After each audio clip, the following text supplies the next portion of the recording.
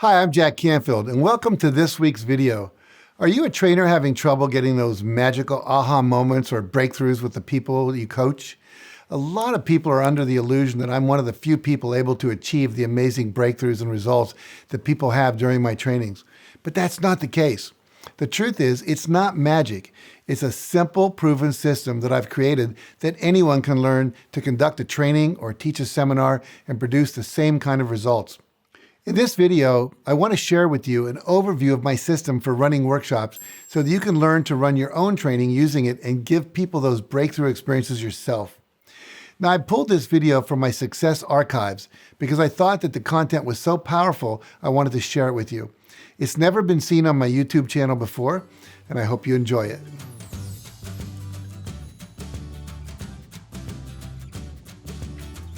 You know, I constantly get feedback that I'm one of the best trainers in the world, and a lot of people think it's because I'm somehow special or unique.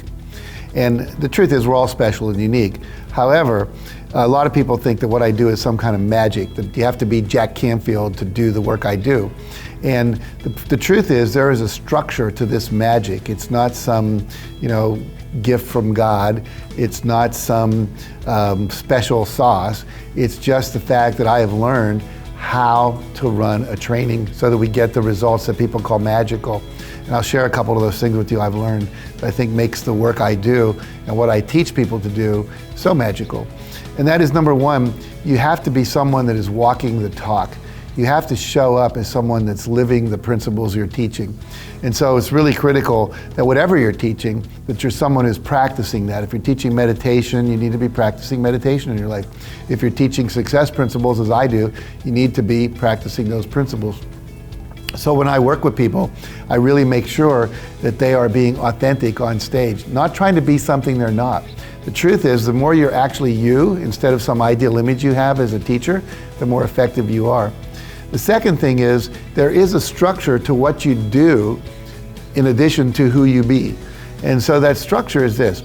You have to help people move from a state of just listening and being what should I call it, a passive learner, to becoming a very active learner, to becoming someone who's engaged in the material in a way that allows them to actually Velcro the ideas and then also learn the techniques they need to apply in their own life so they feel comfortable doing it out in the real world before they leave the training.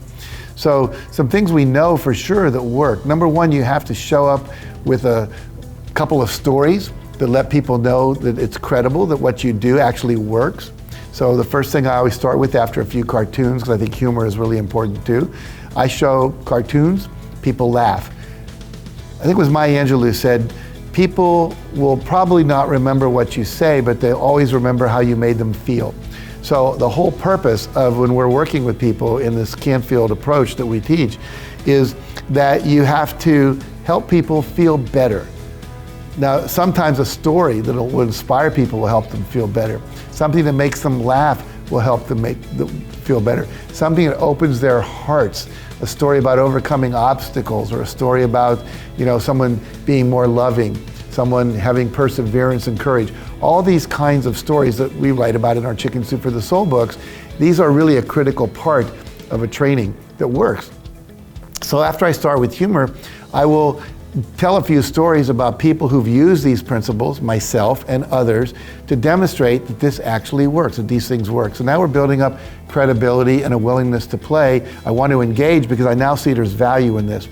The next thing we want to do is to have people get to know each other, not just listen to me, but get them into partnerships, pairs, small groups, a milling exercise, something where they interact with other people, talking about things that are not really that deep or risky at first, but that are positive. For example, we might have them just share things they're proud about, a recent success they've had, what skills they have, what are their talents, what are their positive qualities. And they just, for a minute, what I like, love, and respect about myself is I'm a good dancer. I'm a good writer. I'm a good parent. I play tennis well. I eat a healthy diet, etc. And we might have them do that back and forth for a minute. Just a simple little quick exercise, and then we're back to the front of the room and teaching a new concept or new information. But that helps bond the group So they start feeling connected to each other and to you. And every time we do an exercise, we want them to be with a different person. So by the end of the first day of a day-long seminar, or even if you're just doing a 3-hour seminar, they will have interacted with 3, 4, 5, 6, 7, maybe 10 people, so they feel connected. And as the workshop goes on, getting people into small groups of 4 people or 6 people, and we always build slowly, because I might be afraid to talk about some of these things as we go deeper with deeper topics, like, what's missing in my life, what do I want, what's my biggest fear, what's stopping me, what would I choose to do if fear wasn't in the way. So as we're moving into those questions that they're sharing with a partner or in a small group, they've already shared something with somebody and been accepted, they've been listened to, they've been acknowledged, they've been affirmed. And so there's a very profound sequence of activities working with any size group. And we can modify this for groups. I've worked with 20,000 people in a room, recently with 8,000 in India in a room, and I can do the same exercises in a modified way with 6 people or 12 people or a working group of 20.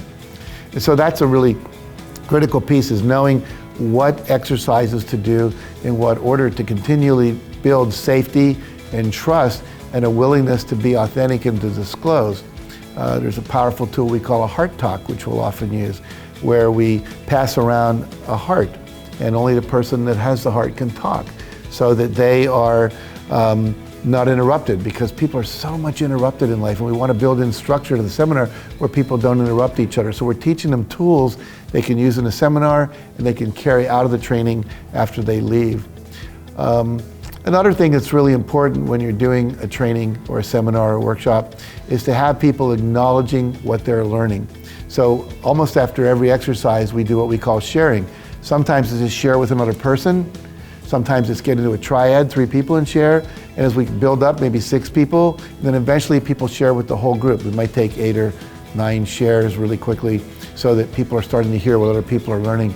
So it's reinforcing that progress is taking place, and it's also giving people an opportunity to feel more comfortable talking in front of a whole group. And eventually everybody gets to that place. Another important thing that's really critical for success as a trainer is to get people to make commitments to action. Information without action is just stuff. It's like having what I call shelf esteem. It's like you got a lot of books with information on your shelves, but you're not putting it into action. So we always want people to make a commitment. What are you going to do differently now that you've learned this information? And we can do that after every exercise. We can do it at the end of a segment, before lunch, or we can do it at the end of the day. So there's lots of ways you can build that in. And then you want people to make a written commitment to something they're going to do that's a stretch. It's going to take them to the next level before they leave the group. And then I'll often have people get into accountability partners, where they have someone they're accountable to report to within a week or however long that they actually took that action. Research coming out of Dominican University, Dr. Gail Matthews, is that if people write down a goal, they get about 40% achieve the goal. If they write it down and if they don't write it down, they get about 40%. If they write it down, they get a higher level of achievement. If they write it down and tell someone they're going to do it, we get an even higher level. If they write it down, tell someone to do it, and then are held accountable by that person, they have to give reports, 73%. So we get about a 30% improvement just by putting those kinds of little things into the group. And ultimately, what you want are people that are going to be successful implementing what you're teaching, because that's what makes people come back to your workshops. It's what makes people rehire you.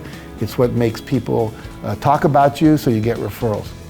So these are just some of the things that we call the magic, the secret sauce that we teach that allow people to have really powerful impact in their work. And too many people just talk at people. It's time to no longer be the sage from the stage. That's not working anymore. It's not what people want. You have to be the guy by the side, where people are doing activities that you've set up, where in the process of that activity, which could be a sequence of questions, it could be a role play, it could be a simulation game of some sort, that they're having their own aha moments. Because what people learn on their own, they're going to value and they're going to implement much more than someone just tells them from the front of the stage. So, hope that's helpful. Well, thanks so much for watching this video on my Canfield training approach. Which of these techniques, if not all of them, can you implement in your trainings? Now, if you feel inspired, please leave a comment below with your answer. I'd love to read what you have to say. And thanks again for watching. And remember, everything in your life will only change for the better when you change. Now, if you found this video helpful, make sure you like it, share it with a friend who may need it, and subscribe to my channel for more videos like this one. And for some additional resources on running a successful workshop or training, and to learn more about my online and live Train the Trainer programs, be sure to visit my website at JackCanfield.com. Thanks again for watching.